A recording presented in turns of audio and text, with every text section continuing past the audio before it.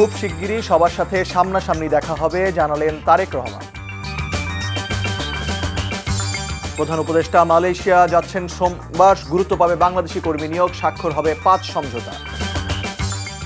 ঢাবি হলে ছাত্র রাজনীতি চায় ছাত্রদল, ভোটের মাধ্যমে সিদ্ধান্ত নেয়ার দাবি শিবিরের, সুষ্ঠু সমাধানের আশ্বাস। 1 বছরের মধ্যে যুক্তরাষ্ট্রের সাথে বাণিজ্য ঘাটতি 75% কমানোর প্রতিশ্রুতি দিয়েছে ঢাকা বাণিজ্য উপদেষ্টা।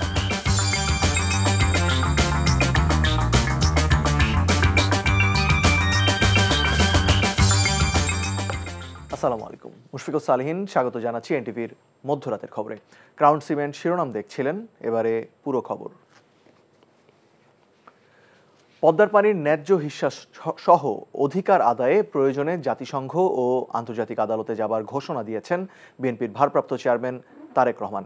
তিনি বলেন, জাতীয় নির্বাচনের সময় ঘোষণার মধ্য দিয়ে জনগণের রাজনৈতিক অধিকার প্রতিষ্ঠার প্রথম পদক্ষেপ বাস্তবায়িত হতে যাচ্ছে। রাজশাহীর সম ও সাজুকে সাথে নিয়ে জানাচ্ছেন হাসান মাহমুদ। দীর্ঘ 16 বছর পর রাজশাহী মহানগর বিএনপির দ্বিবার্ষিক সম্মেলনে উৎসব মুখর নেতাকর্মীরা।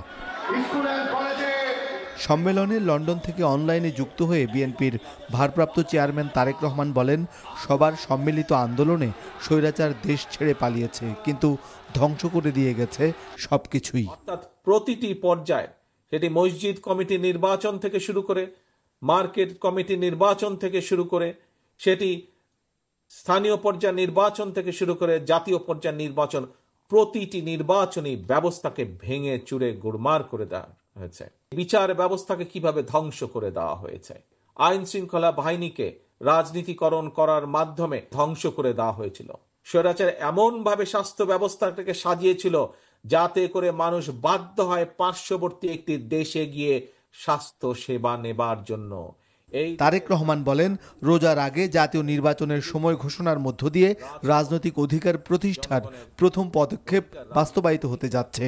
বিএনপি ঘোষিত সংস্কার প্রস্তাবের উল্লেখ করে তারেক রহমান বলেন, জনগণ বিএনপির ওপর আস্থা রাখতে চায়, তাই সব খাতে দেশ মেরামতের চ্যালেঞ্জ নিতে থাকতে হবে ঐক্যবদ্ধ। জাতীয় নির্বাচন অনুষ্ঠানের মাধ্যমে জনগণের অধিকারের প্রথম পদক্ষেপ বাস্তবায়িত হবে। অনেকগুলো চ্যালেঞ্জ আছে সামনে। এই দেশের যারা যুবক, যারা বেকার, তাদের কর্মসংস্থানের ব্যবস্থা করতে হবে। প্রতিজ্ঞা 2টি: 1, ঐক্যবদ্ধ থাকা; 2, আগামী দিনে ইনশাল্লাহ জনগণের আস্থা অর্জনের মাধ্যমে দেশ আমরা পুনর্গঠন করব। যে চ্যালেঞ্জ আছে সেই চ্যালেঞ্জগুলো আমরা মোকাবেলা করে দেশকে সামনে এগিয়ে নিয়ে যাব। বিএনপি জনগণের রায়ে দেশ গঠনের দায়িত্ব পেলে পানি সহ ন্যায্য হিস্যাগুলো আদায়ে কাজ করবে। ফারাক্কার কারণে আজ পদ্মা নদী শুকিয়ে যাচ্ছে। পদ্মা নদীর পানির অভাবে কিভাবে চারিদিকে মরুভূমি হয়ে যাচ্ছে ধীরে ধীরে। প্রিয় ভাই বোনেরা, আমাদেরকে চেষ্টা করতে হবে। আমরা আন্তর্জাতিক আদালতে যাব দরকার হলে, আমরা জাতিসংঘে যাব দরকার হলে, আমাদের পানির হিস্যা বের করে নিয়ে আসতে হবে। আবার আমাদেরকে পদ্মা নদীতে পানির ব্যবস্থা করতে হবে। শিক্ষা, স্বাস্থ্য, কৃষি, কর্মসংস্থান, অর্থনীতি সহ সব খাতের ভঙ্গুর অবস্থা পরিবর্তনের চ্যালেঞ্জ নিতে প্রস্তুতি নেয়ার আহ্বান জানান তারেক রহমান। অতি শীঘ্র আপনাদের সামনে সামনাসামনি সরাসরি দেখা হবে। Hasan Mahmud, NTV news, Dhaka. আগামী নির্বাচনে নিরাপত্তায় পুলিশের জন্য 40,000 বডি ক্যামেরা কেনার পরিকল্পনা হাতে নিয়েছে সরকার। আগামী অক্টোবরের মধ্যে এগুলো সংগ্রহের পরিকল্পনার কথা জানিয়েছেন প্রধান উপদেষ্টার প্রেস সচিব। এছাড়া 3 দিনের সফরে সোমবার মালয়েশিয়া যাচ্ছেন প্রধান উপদেষ্টা বলে জানান শফিকুল আলম। আলাদা অনুষ্ঠানে এসব তথ্য জানান তিনি। নাজিবুর রহমানের রিপোর্ট। রাজধানীর ফরেন সার্ভিস একাডেমিতে প্রধান উপদেষ্টার মালয়েশিয়া সফর নিয়ে ব্রিফিং করেন প্রধান উপদেষ্টার প্রেস উইং। মালয়েশিয়ার প্রধানমন্ত্রীর আমন্ত্রণে এ সফরে প্রতিরক্ষা, জ্বালানি সহযোগিতা ছাড়াও সে দেশের বাংলাদেশি কর্মী নিয়োগের বিষয়টি গুরুত্ব পাবে। 2 দেশের সরকার প্রধানের মধ্যে একান্ত বৈঠক অনুষ্ঠিত হবে 12 আগস্ট। সফরে 5টি সমঝোতা স্মারক স্বাক্ষরের সম্ভাবনা রয়েছে বলে জানান প্রধান উপদেষ্টার প্রেস সচিব। এছাড়াও ভারতে আওয়ামী লীগের দলীয় কার্যালয় ইস্যুতে কথা বলেন তিনি। আওয়ামী লীগ, আপনি জানেন, একটা তাদের কার্যক্রম ব্যান করা হয়েছে বাংলাদেশে। তারা বাইরে কি করছে আমাদের অবশ্যই আমরা মনিটরিং করছি। তারা যদি বাংলাদেশে বাইরে থেকে এমন কোনো অ্যাক্টিভিটিস করে যে আমাদের এখানে ইনস্টেবিলিটি ক্রিয়েট করতে চায়, অবশ্যই আমরা এটা মনিটর করছি। বাংলাদেশেতে কীভাবে আমরা স্কিল লেবার ওইখানে পাঠাতে পারি, মালয়েশিয়ার যেগুলো এই যে সেমিকন্ডাক্টর সহ যেগুলো high skill labour intensive, high skill যেগুলো লেবার লাগে, সে ওয়ার্কার লাগে সেই সমস্ত সেক্টরে। এর আগে সাভারে মানারাত ইন্টারন্যাশনাল ইউনিভার্সিটিতে জুলাই বিপ্লবের বর্ষপূর্তি উপলক্ষে এক অনুষ্ঠানে নির্বাচন সুষ্ঠু করার স্বার্থে পুলিশের দেহে বডি ক্যামেরা স্থাপনের পরিকল্পনার কথা জানান শফিকুল আলম। ফেব্রুয়ারির প্রথম হাফে ইলেকশনের টাইম ঘোষণা হবে, আমরা আশা করছি খুবই ভালো ইলেকশন হবে এবং এই নিয়ে অনেকগুলো মিটিং, কালকেও চিফ অ্যাডভাইজার মিটিং করেছেন, ওইখানে বড় একটা বিষয় নিয়ে আলাপ হয়েছে যে যারা সিকিউরিটি দিবে ইলেকশন সেন্টারগুলো, ভোটিং সেন্টারগুলো, সেখানে বডি ক্যামেরা রাখার জন্য, যে প্রত্যেকটা যে পুলিশ অফিসার যারা থাকবেন তাদের অনেকের যাতে চেস্টের মধ্যে বডি ক্যামেরা, তাহলে পুরো জায়গাটায় কতটুকু সিকিউরিটির কি অ্যাসপেক্টগুলো এগুলো খুব দ্রুত জানা যাবে। প্রধান উপদেষ্টার টেলিযোগাযোগ বিষয়ক বিশেষ সহকারী ভোটের জন্য একটি নির্বাচনী অ্যাপ চালু করার কথা জানান। নতুন উচ্চতা। Najibur Rahman, NTV news, Dhaka. জাতীয় নির্বাচনে আইন শৃঙ্খলা পরিস্থিতি ঠিক রাখা বড় চ্যালেঞ্জ বলে মনে করেন নির্বাচন কমিশনার আবুল ফজল মোহাম্মদ সানাউল্লাহ। তবে ভোটারদের ব্যাপক অংশগ্রহণের মাধ্যমে এই অবস্থার উত্তরণ সম্ভব বলেও মনে করেন তিনি। রোববার সকালে রাজধানীর কৃষিবিদ ইনস্টিটিউটে নারী প্রার্থীদের নির্বাচনে অংশগ্রহণ নিয়ে আলোচনায় তিনি একথা বলেন। সেমিনারে বক্তারা জাতীয় নির্বাচনে ঐকমত্য কমিশনের সুপারিশের আলোকে মাত্র ৫% নারী প্রার্থীর বিধান রাখার সমালোচনা করেন। নিয়ামুল আজিজ সাদেকের রিপোর্ট। জাতীয় সংসদে প্রতিনিধিত্বের জন্য উল্লেখযোগ্য সংখ্যক নারী প্রার্থীকে দলগুলোর মনোনয়ন দেওয়া উচিত বলে মত দেন নির্বাচনে নারীর অংশগ্রহণ বিষয়ক এই আলোচনায় অংশ নেয়া রাজনৈতিক দলের প্রতিনিধিরা। বক্তাদের কেউ কেউ বলেন সংরক্ষিত আসন বাড়ানো হলেও নারীর ক্ষমতায়ন হয় না। Everybody wants direct election for the reserved seats rather than nomination, কিন্তু এই ভয়েসটা ক্যাপচার করার কোনো মেকানিজম ঐকমত্য কমিশনে আমি দেখি নাই। সংরক্ষিত আসন এটা দিয়ে ক্ষমতায়ন যে হবে না, আমরা বলেছি এটাকে 100-তে উন্নীত করে প্রত্যক্ষ নির্বাচন। রাজনীতিবিদরা বলেন দলের ভিতরে নারীদের অবস্থান শক্তিশালী করার পাশাপাশি সংসদে প্রতিনিধিত্বে বাড়াতে রাজনৈতিক সদিচ্ছা গুরুত্বপূর্ণ। তবে জাতীয় নির্বাচনে প্রার্থিতায় নারীদের নানা চ্যালেঞ্জ সামলাতে হয় বলে জানান বিএনপির স্থায়ী কমিটির এই নেতা। কোন নির্বাচনে কতজন প্রার্থী ছিল, কতজন জিতছে, কেউ কি এই তথ্য দিচ্ছে যে কতজন নারী মনোনয়নের জন্য আবেদন করেছে? শুধু সংসদ না তো, উপজেলায় আগ্রহী হতে হবে, ইউনিয়ন পরিষদে আগ্রহী হতে হবে। আর নির্বাচন কমিশনার সানাউল্লাহ বলেন আগামী নির্বাচনে আইন শৃঙ্খলা পরিস্থিতি ঠিক রাখাই চ্যালেঞ্জিং। আইন শৃঙ্খলা একটি চ্যালেঞ্জ, যে কোনো সময় চ্যালেঞ্জ। ছোট ছোট বিষয়ে যদি বড় বড় ঘটনা ঘটাতে থাকি এবং মারপিটের পর্যায়ে চলে যাই তাহলে তো definitely this is a challenge. কেউ যদি সামান্যতম এখানে কোনো ধরনের পক্ষপাতিত্ব প্রদর্শন করে, election commission will go the distance to take care of that. বক্তারা বলেন জাতীয় নির্বাচনে ভোটার প্রতি 10 টাকা হারে খরচের নিয়ম কখনোই মানা হয় না। Niamul Aziz Sadek, NTV news, Dhaka. ফেব্রুয়ারিতে জাতীয় নির্বাচনের যে সময় ঘোষণা করা হয়েছে তাতে জামায়াতে ইসলামীর কোনো আপত্তি নেই। তবে নির্বাচন সুষ্ঠু, অবাধ, নিরপেক্ষ ও অংশগ্রহণমূলক করতে জুলাই ঘোষণাপত্র বাস্তবায়ন ও এর আইনি ভিত্তি দিতে হবে। রোববার বিকেলে আগারগাঁওয়ে নির্বাচন কমিশনে এসে জামায়াতে ইসলামীর নায়েবে আমির সৈয়দ আবদুল্লাহ মোহাম্মদ তাহের এসব কথা বলেন। অভিযোগ করেন গত 3টি নির্বাচনে জনগণ ভোটাধিকার থেকে বঞ্চিত হয়েছে, ফলে মানুষের মধ্যে এখনও শঙ্কা রয়ে গেছে। জানান সংস্কার বিষয়ে আগে সব দলের ঐকমত্য হলেও এর অগ্রগতি এখন থেমে গেছে। অনেক দলই মনে করছে এই সরকারের সময়ে সংস্কার সম্ভব নয়। জুলাই ঘোষণাপত্রের উদ্দেশ্য পূরণ না হলে এই সনদের কোনো অর্থ হয় না বলেও মন্তব্য করেন তিনি। কিন্তু নির্বাচনকে ফেয়ার করার শর্তটাকে আমরা জোর করে এখানে খুব গুরুত্বের সাথে বিবেচনা করতে চাই।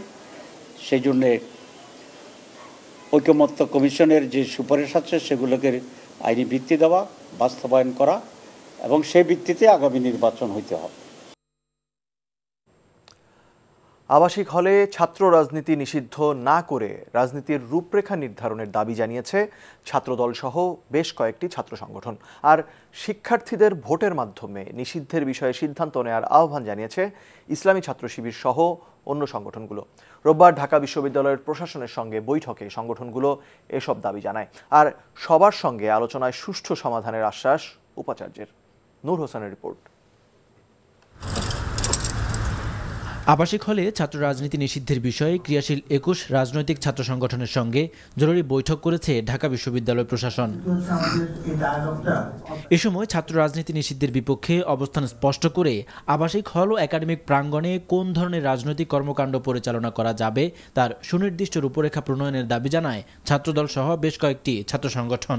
ক্যাম্পাসে এবং হল পর্যায়ে কি ধরনের রূপরেখা প্রয়োজন, একটা রূপরেখা, লিখিত রূপরেখা প্রয়োজন, যে এর বাইরে কেউ কিছু করতে যেন না পারে, এবং গেস্ট রুম, গণরুম, কালচার সহ ছাত্র রাজনীতি কোনো কিছু যেন না থাকে। ক্যাম্পাসে নতুন বা পুরাতন যে কোনো সামাজিক চুক্তি করার মধ্য দিয়ে নিশ্চিত করতে হবে যাতে করে কেউ এটি ভায়োলেট করতে না পারে। বিশ্ববিদ্যালয় ক্যাম্পাস ও আবাসিক হলে রাজনীতির ধরন কেমন হবে তা শিক্ষার্থীদের গণভোটের মাধ্যমে নির্ধারণের দাবি জানায় ছাত্র শিবির। তবে হল এলাকায় সব ধরনের সাংগঠনিক কাঠামোর বিরুদ্ধে গণতান্ত্রিক ছাত্র সংসদ। হলের রাজনীতির ফরম্যাটটা কেমন হবে এটার আনুমানিক একটা স্যাম্পল ধরে নিয়ে সবাইকে ইমেল করা, সেই ইমেলে ক্লিক করে ইয়েস নো ভোটের ভিত্তিতে সবাই যাতে মতামতটা নেওয়া হয়, মতামতটা নিয়ে একটা সুনির্দিষ্ট অধিকাংশ মতামত যে ফ্রেমওয়ার্কের দেয় সেই ফ্রেমওয়ার্কটা পাস করে যাতে আমাদের জন্য অ্যাভেলেবল করে দেওয়া হয়। আমরা হলে এবং একাডেমিক এরিয়ায় কোনো সাংগঠনিক কাঠামো কার্যক্রম আমরা রাখতে দিব না, আমরা সেটা চাই না। ছাত্র সংগঠনগুলোকে সাধারণ শিক্ষার্থীদের মুখোমুখি না করে সবার মতামতের আলোকে সুষ্ঠু সমাধানের আশ্বাস দেন উপাচার্য। আমরা নির্বাচনটা শান্তিপূর্ণভাবে করতে পারি এবং শিক্ষার্থীদের সাথে যাতে কোনোভাবেই আমাদের ছাত্র সংগঠনগুলো মুখোমুখি না হয়, কারণ ছাত্র সংগঠনেরও অনেক বড় অবদান আছে। সুতরাং আমরা চেষ্টা করব যে কোনোভাবেই যেন আমরা নিবর্তনমূলক ব্যবস্থায় ফেরত না যাই এবং আমরা যেন এই নির্বাচনটা শান্তিপূর্ণভাবে সবাইকে সাথে নিয়ে করতে পারি। শিবির নেতাদের উপস্থিতির কারণে বৈঠক থেকে ওয়াকআউট করে ছাত্র ইউনিয়ন সহ 5 বাম ছাত্র সংগঠন। নূর হোসেন, এনটিভি নিউজ, ঢাকা। দেশের স্থিতিশীলতা ও উন্নয়নের স্বার্থে নির্বাচিত সরকারের হাতে ক্ষমতা হস্তান্তর জরুরি, এমন কথা জানিয়েছেন বিএনপি নেতা আমির খসরু মাহমুদ চৌধুরী। আর উপদেষ্টা এম শাখাওয়াত হোসেন বলেছেন, অন্তর্বর্তী সরকার ব্যর্থ হলে এর দায় কেবল উপদেষ্টাদের নয়, সব অংশীজনের। রোববার সকালে রাজধানীর গুলশানের একটি হোটেলে সিপিডি আয়োজিত এই সংলাপে কেন্দ্রীয় ব্যাংকের গভর্নর জানান, চলতি অর্থ বছরের মধ্যে মূল্যস্ফীতি 5% নেমে আসবে। সেলিম মালিকের রিপোর্ট। কেমন কাটলো অন্তর্বর্তী সরকারের 365 দিন? এ নিয়ে রাজনীতিক, অর্থনীতিবিদ, ব্যবসায়ী সহ বিভিন্ন সেক্টরের অংশীজনদের মতামত জানতে সিপিডির এই সংলাপ। এতে বিজিএমইএ ও বিটিএম এর সভাপতি জানান, চাঁদাবাজি আর স্বল্পমেয়াদী নীতির কারণে সংকটে শিল্প খাত, বন্ধ হয়ে যাচ্ছে কারখানা। বাংলাদেশ ব্যাংকের পলিসি অথবা দেশের পলিসি, বিভিন্ন কারণে এগুলো বন্ধ হয়। আমরা খালি দেখি গ্রোথটা, কিন্তু ফ্যাক্টরি যে বন্ধ হচ্ছে তার বড় প্রমাণ শুধু বিজিএমইএর সদস্যই 7,200 থেকে এখন মাত্র 3,000-এ নেমে এসছে। অনুষ্ঠানে উপদেষ্টা এম শাখাওয়াত হোসেন জানান, দেশের কল্যাণে সাধ্যমতো চেষ্টা করার পরও ব্যর্থ হলে দায় কেবল অন্তর্বর্তী সরকারের নয়। আর বিএনপি নেতা আমির খসরু মাহমুদ চৌধুরীর মন্তব্য, ক্ষমতায় গেলে প্রথম দিন থেকেই উন্নয়নে কাজ করবে দলটি। আমরা চেষ্টা করেছি ভাই, যদি ফেলিওর হয়ে থাকে তাহলে আমার একার ফেলিওর না, আপনাদেরও ফেলিওর আছে। You only expected, you did not act. আমাদের প্ল্যানিংয়ের মধ্যে নিয়ে আসছি, প্ল্যানিং এক্সিকিউশনের মধ্যে নিয়ে আসছি, যাতে করে ডে 1 থেকে পারফর্ম করা যায়। Not after you take the office. You take the office, you start learning, that is waste of time. অন্তর্বর্তী সরকার দায়িত্ব নেওয়ার পর নিত্যপণ্যের দাম কমেছে জানিয়ে কেন্দ্র ব্যাংকের গভর্নর বলেন, আগামী জুনের মধ্যে মূল্যস্ফীতি 5% নেমে আসতে পারে। আমি এখনো আশাবাদী যে আমাদের ইনফ্লেশন কমে আসবে, আমরা হয়তো 5-এর নিচে চলে যেতে পারবো বা এই ফিসক্যাল ইয়ারের শেষের দিকে। এটা আমাদের প্রত্যাশা এবং এটা আমাদের হবে বলে আমি আশাবাদী। গত 1 বছরে অন্তর্বর্তী সরকার অর্থনীতিতে স্থিতিশীলতা ফিরিয়ে আনতে পারলেও তা সাধারণ মানুষের কল্যাণে তেমন প্রভাব ফেলেনি বলে জানিয়েছে সিপিডি। সেলিম মালিক, এনটিভি নিউজ, ঢাকা। 5 আগস্টের পর থেকে থানা থেকে লুট হওয়া অস্ত্র উদ্ধারে শীঘ্রই পুরস্কার ঘোষণা করা হবে বলে জানিয়েছেন স্বরাষ্ট্র উপদেষ্টা জাহাঙ্গীর আলম চৌধুরী। রোববার দুপুরে সচিবালয়ে আইন শৃঙ্খলা সংক্রান্ত কোর কমিটির বৈঠক শেষে তিনি একথা বলেন। আইন শৃঙ্খলা পরিস্থিতি কাঙ্ক্ষিত না হলেও ভালো অবস্থায় এসেছে ও নির্বাচনের আগে আরও উন্নত হবে বলে জানান তিনি। বলেন, গাজীপুরে সাংবাদিক হত্যাকাণ্ডের দ্রুত বিচার নিশ্চিত করবে সরকার। রিপোর্ট করছেন রোকন উদ্দিন। 2024 সালের 5 আগস্টের আগে পরে ভিন্ন বাস্তবতায় বিভিন্ন থানায় হামলা ও অস্ত্র লুটের ঘটনা ঘটে। স্বরাষ্ট্র মন্ত্রণালয়ের হিসেবে এখনও হিসেবের বাইরে থাকা অস্ত্রের সংখ্যা প্রায় 700। জাতীয় নির্বাচনের আগে সেই অস্ত্র উদ্ধারে এবার পুরস্কার ঘোষণার সিদ্ধান্ত নিয়েছে স্বরাষ্ট্র মন্ত্রণালয়। রোববার আইন শৃঙ্খলা সংক্রান্ত কোর কমিটির বৈঠক শেষে একথা জানান স্বরাষ্ট্র উপদেষ্টা। আমাদের প্রায় 700-র উপরে অস্ত্র বাইরে রয়ে গেছে, আমরা অনুমান এগুলির উদ্ধারের জন্য আমরা একটা সার্কুলার দিচ্ছি এবং এখন একটা প্রাইজও ডিক্লেয়ার করতেছি যে ইনফরমেশনটা দিতে পারবে তারা আমরা একটা কত টাকা দিতে পারি। আর গাজীপুরে সাংবাদিক তুহিন হত্যাকাণ্ড কোনোভাবেই কাঙ্ক্ষিত নয় জানিয়ে স্বরাষ্ট্র উপদেষ্টা বলেন, অভিযুক্ত প্রায় সবাইকেই আটক করা হয়েছে। এই ঘটনায় যারা জড়িত তাদের আমরা হয়তো ম্যাক্সিমামে আইনের আওতায় নিয়ে আসছি। আমরা চার্জশিটটা যত দ্রুত দেওয়ার আমরা চেষ্টা করতেছি এবং এইগুলিরে যেন শাস্তি ভালোভাবে পায়, এই জন্য যত ধরনের ব্যবস্থা করার আমরা করব। গাজীপুরের মতো বাস্তবতা থাকলেও আইন শৃঙ্খলা পরিস্থিতি আগের চেয়ে উন্নত হয়েছে বলে দাবি করেন স্বরাষ্ট্র উপদেষ্টা। নির্বাচনের আগে পুলিশ বাহিনী আরও দক্ষ হয়ে উঠবে বলেও বিশ্বাস তার। অতটা আমরা তো হয়তো কাঙ্ক্ষিত পর্যায়ে হয়তো আমরা পুষতে পারিনি, কিন্তু বাট আমরা একটা স্ট্যান্ডার্ডে পুষছি। প্লাস আমাদের কিন্তু আরও কিছু সময় রয়ে গেছে, এই সময়ের ভিতরে আমরা প্রস্তুতি নিয়ে নিচ্ছি, ট্রেনিংয়ের ব্যবস্থা করতেছি। এই জন্য আমরা আশা করি যে আমরা আল্লাহ দিলে ভালোভাবেই করতে পারব। সুষ্ঠু নির্বাচনের জন্য অংশগ্রহণকারী কমিশন এবং জনগণেরও ভূমিকা আছে বলে জানান স্বরাষ্ট্র উপদেষ্টা। Rokonuddin, NTV news, Dhaka.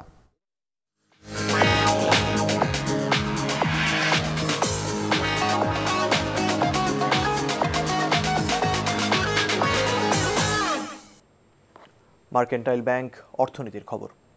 আমেরিকার সঙ্গে চলমান আলোচনায় বাংলাদেশ 1 বছরের মধ্যে 75% বাণিজ্য ঘাটতি কমানোর প্রতিশ্রুতি দিয়েছে বলে জানিয়েছেন বাণিজ্য উপদেষ্টা শেখ বশির উদ্দিন। রোববার রাতে Bangladesh Textile Mills Association BTMA আয়োজিত এক অনুষ্ঠানে 20% মার্কিন শুল্ক আরোপকে স্বাগত জানিয়ে একথা জানান তিনি। উপদেষ্টা বলেন, শুল্কের দর কষাকষি এখনও চলমান। এ বিষয়ে যুক্তরাষ্ট্রের সঙ্গে প্রতিনিয়ত যোগাযোগ রাখা হচ্ছে। বলেন, শ্রমের উৎপাদনশীলতা বৃদ্ধি, দক্ষ শ্রমশক্তি গড়ে তোলা এবং রপ্তানি পণ্যের বৈচিত্র্য আনার মতো বিষয়গুলো সরকার অগ্রাধিকারে রেখেছে। ব্যবসা বাণিজ্যের সুষ্ঠু পরিবেশ ও আন্তর্জাতিক বাজারে প্রতিযোগিতার সক্ষমতা বাড়াতে কাজ করছে সরকার। এছাড়াও উপদেষ্টা জানান, প্রয়োজন হলে আগামী 2-1 সপ্তাহের মধ্যেই ফের যুক্তরাষ্ট্র সফরে গিয়ে বাণিজ্য আলোচনার গতি আরও বাড়ানো হবে। আমার মনে হয় না যে দুনিয়াতে আর কোনো দেশ এই ধরনের কম্পোজিশন অফ ট্রেড ডিল নিতে যেতে পেরেছে। আমরা বলেছি যে আমরা 75% ট্রেড ডেফিসিট 1 বছরে কমায় ফেলবো আমাদেরকে, যে কারণে আমাদের মন একটু অখুশি। আমরা বিভিন্ন রকমের কাঠামোগত সরলীকরণ, সহজীকরণ, উদারীকরণ, ব্যবসা সহায়ক যত কর্মকাণ্ড করা যায় আমরা এগুলো করার চেষ্টা করছি। বাংলাদেশে অনেকেই অন্যায় করেছে, তাদের বিচার হওয়া উচিত বলে মন্তব্য করেছেন দুর্নীতির মামলায় অভিযুক্ত যুক্তরাজ্যের labour MP tulip Siddique. British সংবাদ মাধ্যম দ্য গার্ডিয়ানকে দেয়া এক সাক্ষাৎকারে এই মন্তব্য করেন তিনি। এ সময় তিনি নিজেকে নির্দোষ দাবি করে টিউলিপ বলেন, তিনি রাজনৈতিক প্রতিশোধের শিকার। বাংলাদেশে চলমান দুর্নীতির মামলার সাথে তার কোনো সংশ্লিষ্টতা নেই। 11ই আগস্ট ঢাকার একটি বিশেষ আদালতে টিউলিপ সহ আরও 20 জনের বিরুদ্ধে মামলার শুনানি শুরু হওয়ার কথা রয়েছে। খালা শেখ হাসিনার প্রভাব খাটিয়ে ঢাকার পূর্বাচলে মা, ভাই ও বোনের জন্য একটি প্লট বরাদ্দ করার অভিযোগ আনা হয়েছে টিউলিপের বিরুদ্ধে, যাকে অবাস্তব দাবি করে টিউলিপ বলেন তিনি এখনও কোনো আনুষ্ঠানিক সমন পাননি। বরিশাল শেরে বাংলা মেডিকেল কলেজ হাসপাতাল সহ দেশের স্বাস্থ্য খাতের সংস্কার আন্দোলনকারী 2 গ্রুপের মধ্যে হামলা, পাল্টা হামলা এবং সংঘর্ষে বেশ কয়েকজন আহত হয়েছে। পুলিশ জানায়, স্বাস্থ্য খাতে সংস্কারের দাবিতে চলমান আন্দোলনের 14তম দিন রোববার বিকেলে নথুল্লাবাদ এলাকায় 2 গ্রুপ শিক্ষার্থীর মধ্যে সিনিয়র, জুনিয়র এবং ধূমপান করা নিয়ে সংঘর্ষ হয়। এ সময় লাঠিচার্জ করে পরিস্থিতি নিয়ন্ত্রণে আনে সেনাবাহিনী। তবে এ নিয়ে 2 গ্রুপের মধ্যে ক্ষোভ বিরাজ করছিল। বিষয়টি সমঝোতার উদ্যোগ নেন আন্দোলনের নেতারা। রাতে বিএম কলেজ ক্যাম্পাসে 2 গ্রুপ সমঝোতায় বসে। এ সময় 2 পক্ষ হাতাহাতি থেকে রক্তক্ষয়ী সংঘর্ষে জড়ায়। এতে আন্দোলনের মূল উদ্যোক্তা মহিউদ্দিন রনি সহ উভয় পক্ষের কয়েকজন আহত হয়। তাদের মধ্যে 5 জনকে গুরুতর অবস্থায় হাসপাতালে ভর্তি করা হয়েছে। খুলনা ফুলতলার সুপার জুট মিলের 2 নম্বর গোডাউনে আগুন লেগে বিপুল পরিমাণ পাট পুড়ে গেছে। ফায়ার সার্ভিসের 6টি ইউনিট 2 ঘন্টার চেষ্টায় আগুন নিয়ন্ত্রণে আনায় অন্য গোডাউনে ছড়াতে পারেনি বলে জানিয়েছেন মিলের ব্যবস্থাপনা পরিচালক ফিরোজ ভুইয়া। তিনি জানান, রোববার রাত 9টার পর 2 নম্বর গোডাউনের পিছনে আগুন লাগে। খবর পেয়ে ফায়ার সার্ভিসের 6টি ইউনিট আগুন নিয়ন্ত্রণে কাজ শুরু করে। প্রায় 2 ঘন্টা চেষ্টার পর আগুন নিয়ন্ত্রণে আনে ফায়ার সার্ভিস। তবে আগুন কিভাবে লেগেছে তা জানাতে পারেনি ফায়ার সার্ভিস। এদিকে মিলের এমডি ফিরোজ ভুইয়া জানান, শ্রমিকদের বিড়ি সিগারেটের আগুন হতে এই আগুন লাগতে পারে। খুলনা বেসরকারি পাটকলের মধ্যে সুপার জুট মিল বৃহত্তম। বগুড়ায় দুর্নীতি দমন কমিশনের গণশুনানি অনুষ্ঠানে জুতা নিক্ষেপের ঘটনা ঘটেছে। রোববার বগুড়ার শহীদ টিটু মিলনায়তনে আয়োজিত গণশুনানিতে প্রধান অতিথি ছিলেন দুদক চেয়ারম্যান মোহাম্মদ আব্দুল মোমেন। প্রত্যক্ষদর্শীরা জানান, শুনানি চলাকালে দর্শক সারিতে থাকা সাখাওয়াত হোসেন মণ্ডল সরাসরি অভিযোগ জানাতে চান। তবে সরাসরি অভিযোগ দেওয়ার সুযোগ নেই বলে জানিয়ে দেন দুদক কর্মকর্তারা। অভিযোগ দিতে না পেরে ক্ষোভে মঞ্চ লক্ষ্য করে জুতা নিক্ষেপ করেন সাখাওয়াত। দুদকের অভ্যন্তরেও দুর্নীতি আছে মন্তব্য করে আব্দুল মোমেন বলেন, দুদক কর্মকর্তাদের দিকেও সবাইকে নজর রাখার তাগিদ দেন তিনি।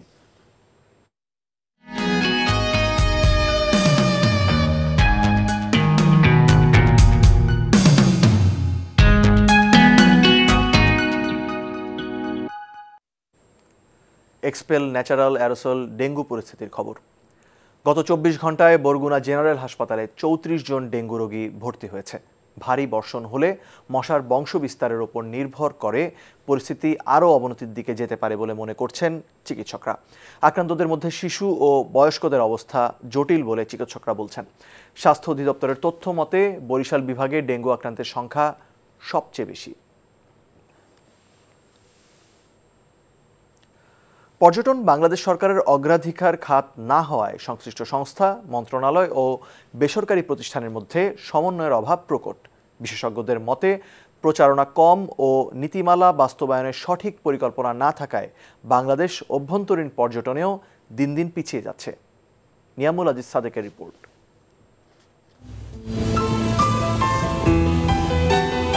বাংলাদেশের সবচেয়ে বড় সাইনবোর্ড কক্সবাজারে স্থাপনা থেকে শুরু করে দোকানপাট ও সৈকত ব্যবস্থাপনায় কোনো কেন্দ্রীয় তত্ত্বাবধান নেই। এ কারণে ব্যবসা পরিচালনা থেকে শুরু করে সবকিছু চলছে স্থানীয়দের খেয়াল খুশি মতো।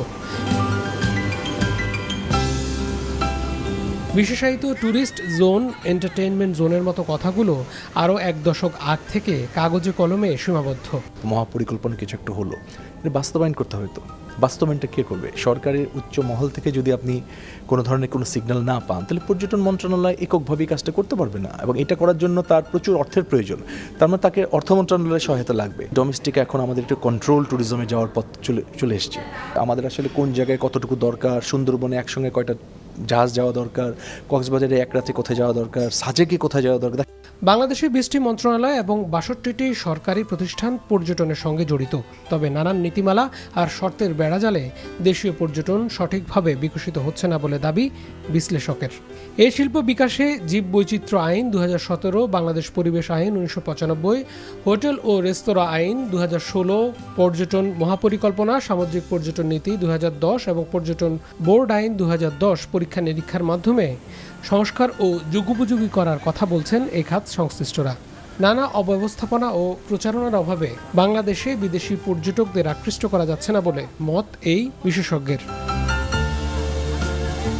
আমাদের পর্যটনকে দিয়ে যে আমরা যেই পরিমাণে ফরেন রেমিটেন্স আর্ন করার যে সম্ভাবনা, এটা আমরা শুধু বিভিন্ন ফোরামে, বিভিন্ন বক্তৃতায় বলি, কিন্তু আসলে এই জায়গা নিয়ে কাজ করার মতন যেই সিরিয়াসনেস, এটা আমরা আসলে সব জায়গায় দেখি মিসিং।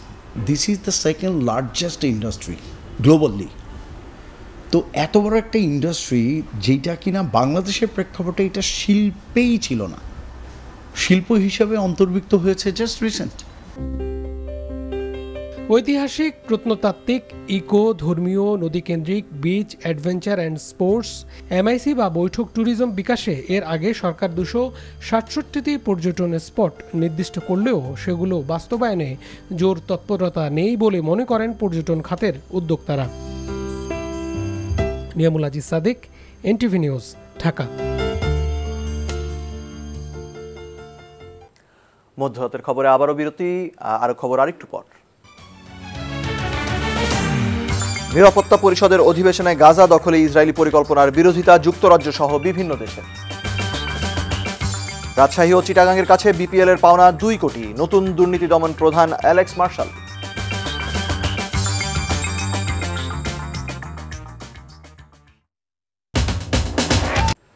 প্রবাসের খবর। সৌদি আরবে দিনে দিনে বাড়ছে বাংলাদেশি উদ্যোক্তা, বাড়ছে বাংলাদেশি মালিকানাধীন ব্যবসা প্রতিষ্ঠান। এনটিভি জেদ্দা প্রতিনিধি মাসুদ সেলিম জানান, সৌদি আরবের জেদ্দায় বাংলাদেশি অধ্যুষিত এলাকা মসনা বাংলাদেশি মার্কেটে যাত্রা শুরু করেছে বাংলাদেশি মালিকানাধীন হিমু ভ্যারাইটিজ স্টোর। প্রতিষ্ঠানটির উদ্বোধন করেন কর্ণধার হুমায়ুন কবির। অনুষ্ঠিত হয় দোয়া মোনাজাত, বিতরণ করা হয় মিষ্টি। এ সময় উপস্থিত ছিলেন মোহাম্মদ শাহাবুদ্দিন, আহমেদ আলী, আনোয়ার হোসেন সহ অনেক প্রবাসী বাংলাদেশি। দোকানটিতে জামা, কাপড়, জুতা, কসমেটিক্স সহ নিত্য প্রয়োজনীয় অনেক পণ্য পাওয়া যাবে।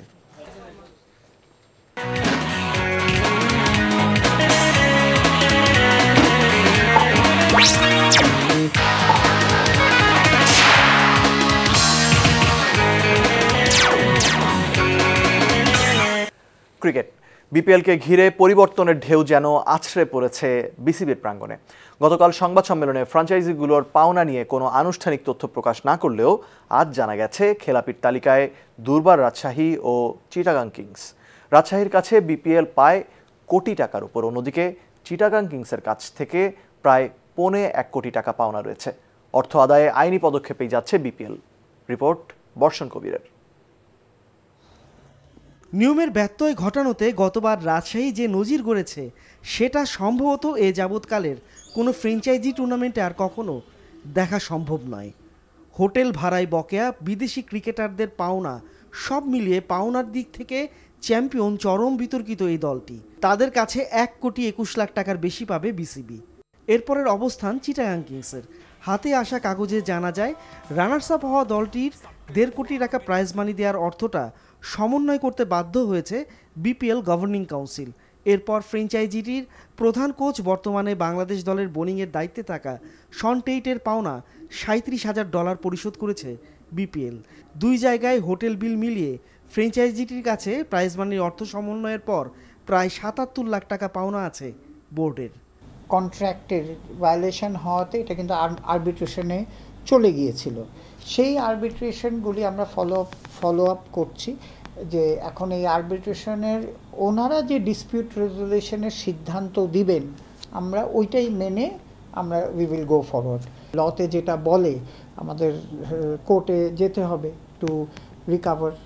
সে তুলনায় ঢাকা, খুলনার মতো দলগুলোর অবস্থা কিছুটা ভালো। ওই টুর্নামেন্টে আরও বড় বিষয় হয়েছিল বেশ কয়েকজন জাতীয় ক্রিকেটারের ম্যাচ ফিক্সিংয়ে জড়িত পড়ার মতো অভিযোগ। এবার নিজেদের দুর্নীতি দমন বিভাগকে উন্নত করতে আইসিসির অ্যালেক্স মার্শালকে 1 বছরের জন্য নিয়োগ দিয়েছে বিসিবি। আকসু টিমটাকে আমাদের এনহ্যান্স করতে হবে, ক্যাপাবিলিটি এনহ্যান্স করতে হবে, যাতে ভবিষ্যতে এইগুলি আমরা কমব্যাট করতে পারি। এখন কথাটা হচ্ছে যে সেই জন্যে আমরা বেস্ট লোকটা পেয়েছি, উই আর লাকি যে এরকম একটা ভালো লোক পেয়েছে যার এই ভ্যাস্ট এক্সপিরিয়েন্স উইথ আইসিসি। 11তম বিপিএলে ধাক্কা খাওয়া থেকে ভালো মতো ঘুরে দাঁড়াতে চায় বিসিবি, তাই নিয়েছে নানা পদক্ষেপ। বর্ষণ কবির, এনটিভি নিউজ, ঢাকা। খবর শেষ করছি, যাওয়ার আগে ক্রাউন্স ইভেন্ট শিরোনামগুলো আরেকবার। খুব শিগগিরই সবার সাথে সামনাসামনি দেখা হবে জানালেন তারেক রহমান। প্রধান উপদেষ্টা মালয়েশিয়া যাচ্ছেন সোমবার, গুরুত্ব পাবে বাংলাদেশি কর্মী নিয়োগ, স্বাক্ষর হবে 5 সমঝোতা। ঢাবি হলে ছাত্র রাজনীতি চায় ছাত্রদল, ভোটের মাধ্যমে সিদ্ধান্ত নেওয়ার দাবি শিবিরের, সুষ্ঠু সমাধানের আশ্বাস। 1 বছরের মধ্যে যুক্তরাষ্ট্রের সাথে বাণিজ্য ঘাটতি 75% কমানোর প্রতিশ্রুতি দিয়েছে ঢাকা বাণিজ্য উপদেষ্টা। এই ছিল মধ্যরাতের খবর। এই খবরের ভিডিও সহ আপডেট জানতে ভিজিট করুন এনটিভি অনলাইন www.ntvbd.com। এছাড়াও এনটিভির জনপ্রিয় সব অনুষ্ঠান ও খবরের আপডেট জানতে ভিজিট করুন আমাদের ইউটিউব ও ভেরিফাইড ফেসবুক পেজ। ধন্যবাদ সবাইকে।